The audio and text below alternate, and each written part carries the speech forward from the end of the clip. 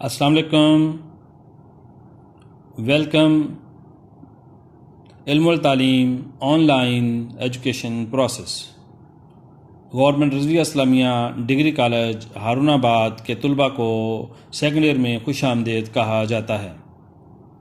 علم والتعلیم کی second year کی کتاب میں ہم تعلیم کی تاریخ کا مطالعہ کریں گے. آدم علیہ السلام سے لے کر موجودہ دور تک تعلیم و تربیت کے تمام شعبوں میں جن افراد شخصیات نے کام کیا، حکومتی سطح پر یا انفرادی سطح پر جنہوں نے جو کام کیا، وہ سب کا یہاں ذکر کیا جائے گا. آئیں اس کتاب کا تعارف حاصل کرتے ہیں. یہ کتاب 5 ابواب پر مشتمل ہے، یعنی سیکنڈ ایئر کا ایجوکیشن کا نصاب اس کتاب کے 5 ابواب پر مشتمل ہے. پہلے باب میں برصغیر میں مسلمانوں کی تعلیم کا ذکر ہے، لیکن اس سے پہلے آدم علیہ السلام سے لے کر نبی کریم صلی اللہ علیہ وآلہ وسلم تک دار ارقم سے لے کر مسجد نبوی کے صفحہ چبوترا اور پھر صحابہ کرام رضوان اللہ اجمعین کی خدمات، خلفۂ راشدین کے بعد اموی خلفاء، عباسی خلفاء، سلطنت عثمانیہ، سلجوقی خاندانوں سے لے کر ہندوستان میں جب ہم نظر دراتے ہیں تو ایک ہی پیٹرن، ایک ہی طریقہ کار نظر آتا ہے. مسلمانوں کا نظام تعلیم ان کی مساجد کے گرد گھومتا تھا. جہاں مسلمانوں نے گاؤں شہر آباد کیے، جہاں وہ ہجرت کر کے گئے، جہاں نئی بستیاں آباد کیں، تو انہوں نے اللہ کی عبادت کے لیے مساجد بھی قائم کی. یہ مساجد مسلمانوں کے بچوں کے ابتدائی مدارس کا درجہ رکھتی تھیں. وقت گزرتا گیا. آج ہم عظیم الشان تعلیمی ادارے، اسکول، کالج، یونیورسٹیاں دیکھتے ہیں تو یہ اسی ارتقاء، اسی تسلسل کا نتیجہ ہے. باب میں ہم 4 مسلمان مفکرین، امام غزالی، ابن خلدون، ابن سینا، علامہ زرنوجی کی تعلیمی خدمات کا، ان کے تعلیمی تصورات کا، تعلیمی نظریات کا مطالعہ کریں گے. چونکہ اس چیپٹر میں برصغیر میں مسلمانوں کی تعلیمی حالت کا مطالعہ زیادہ اہمیت کا حامل ہے، تو ہم اس حصے پر زیادہ فوکس بھی کریں گے. جب مسلمان ہندوستان میں تشریف لائے تو پہلے سندھ میں آمد ہوئی، پھر درہ خیبر کے ذریعے مسلمان ہندوستان میں آئے. ہندوستان میں اس وقت 4 بڑی قسم کی تقسیم تھی، 4 بڑے گروہ تھے، 4 بڑی سماجی قومیں آباد تھیں. اور بھی ہوں گی، لیکن 4 بڑے گروہ، سماجی گروہ تھے، جن کو برہمن، کھشتری، ویشیاز اور شودر، ان 4 گروہوں میں تقسیم کیا جاتا تھا. تعلیم و تربیت برہمن کے حصے میں تھی، کھشتری حکومت اور دفاع کا کام کرتے تھے، ویش کھیتی باڑی تجارت کے سلسلے میں شریک تھے، جبکہ شودر پیدائشی طور پر کم تر سمجھے جاتے تھے. مسلمانوں میں اس قسم کی ذات برادری کی تقسیم کا کوئی تصور موجود نہیں تھا. تعلیم ہر مسلمان مرد و عورت پر فرض قرار دی گئی تھی، ہر مرد و عورت پر فرض قرار دی گئی ہے. اس لیے ہر امیر غریب، ہر کاشتکار، بزنس مین، تاجر، محنت کش پر یہ تعلیم حاصل کرنا فرض ہے. تصویر میں مسلمانوں کی تعلیم و تربیت کو ہم 5 نکات میں سموئیں گے. پہلا نقطہ، مقاصد تعلیم کیا تھے. ان مقاصد تعلیم کو حاصل کرنے کے لیے مسلمانوں کا نصاب تعلیم کیا تھا، اس نصاب تعلیم کو پڑھانے کے لیے طریقہ تدریس، حکمت تدریس کیا تھی، اور ان اداروں کا نظم و نسق، انتظامیات کیسی تھیں، اور امتحانات کا سلسلہ کیا تھا۔ یہ مسلمانوں کے نظام تعلیم کو اسٹڈی کرنے کے لیے، مطالعہ کرنے کے لیے بنیادی 5 نکات ہیں۔ ویسے بھی کسی بھی نظام تعلیم کو آپ ان 5 نکات کے زیر تحت مطالعہ کر سکتے ہیں۔ دوسرے باب کا تعارف ایسے ہے: جنوبی ایشیا میں برطانوی نظام تعلیم۔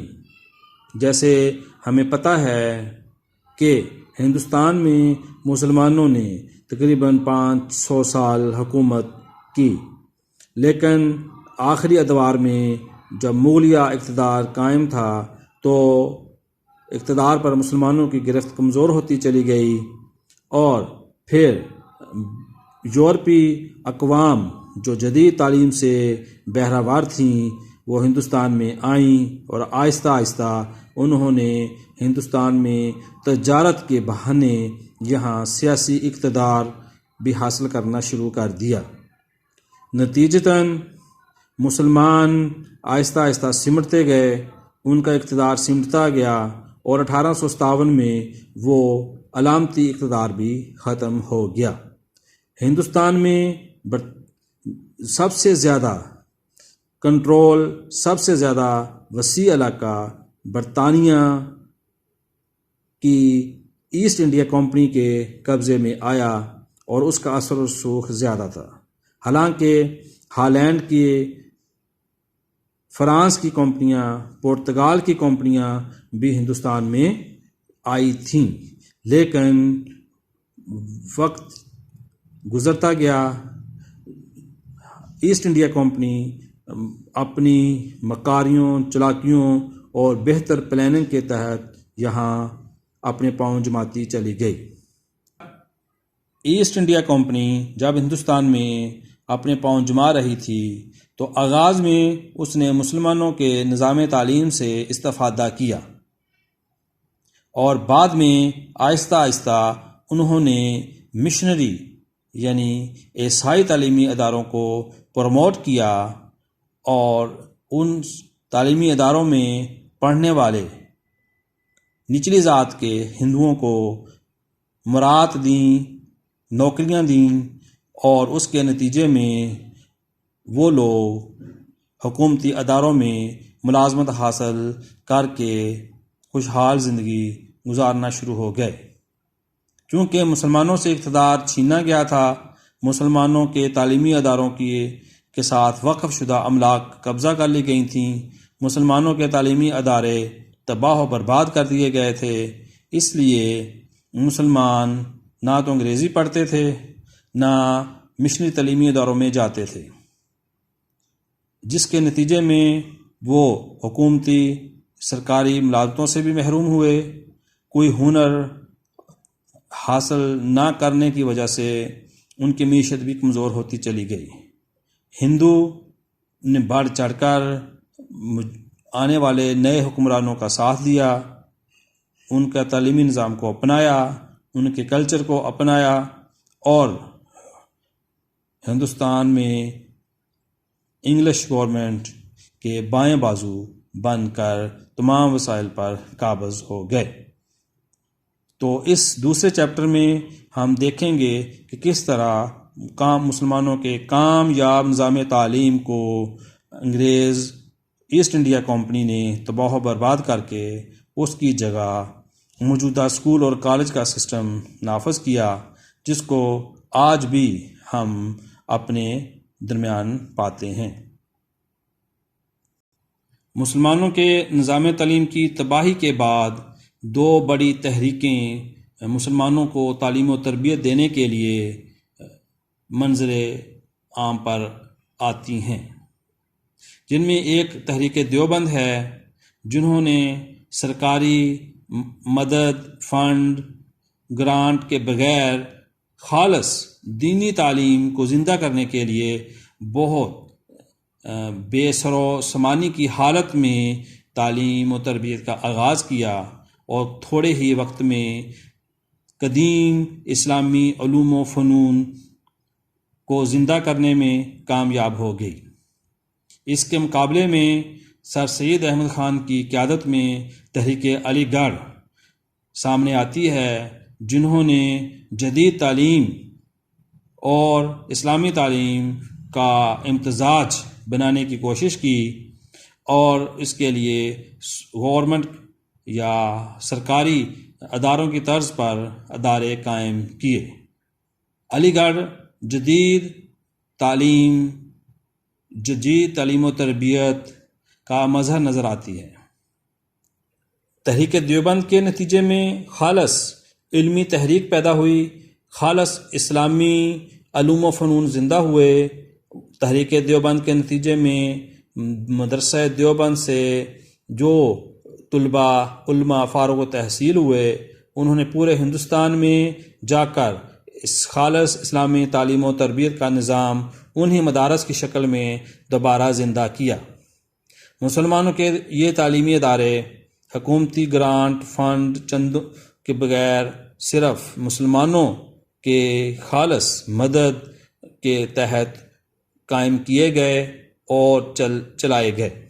اس کے برعکس تحریک علی گڑھ نے سرکاری فنڈات بھی حاصل کیے، زمینیں بھی حاصل کیں اور اس کے نتیجے میں حکومتی طرز پر ادارے قائم کیے۔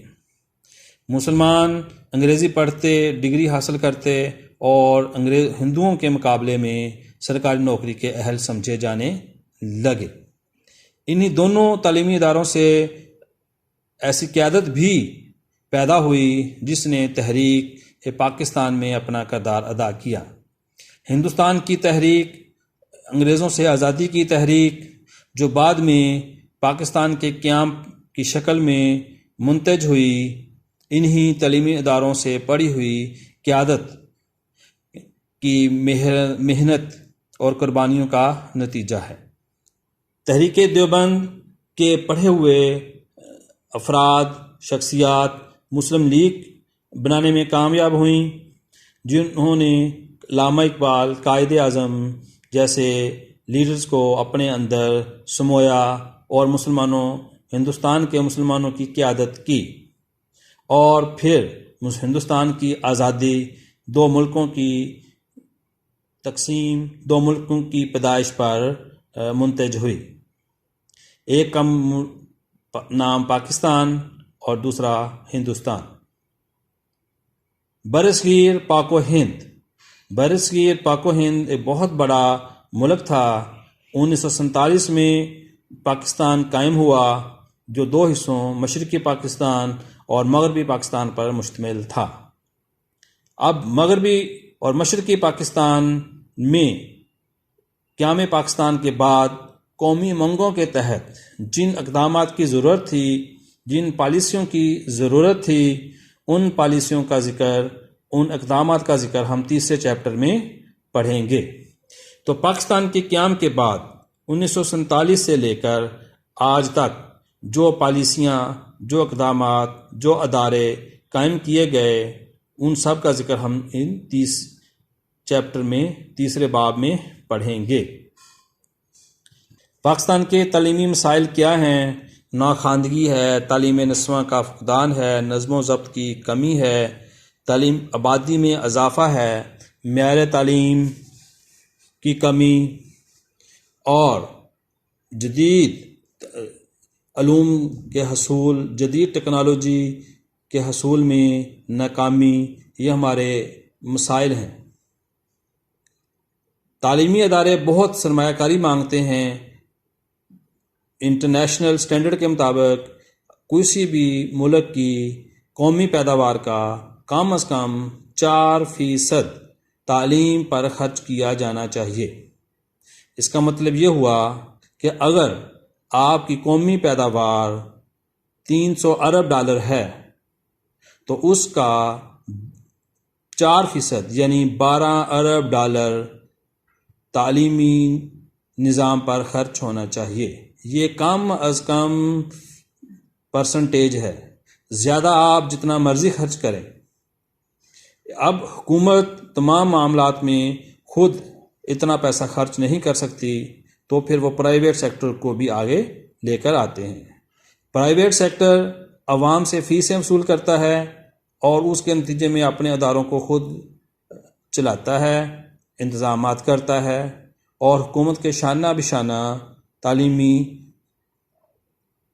ترقی میں اپنا کردار ادا کرتا ہے۔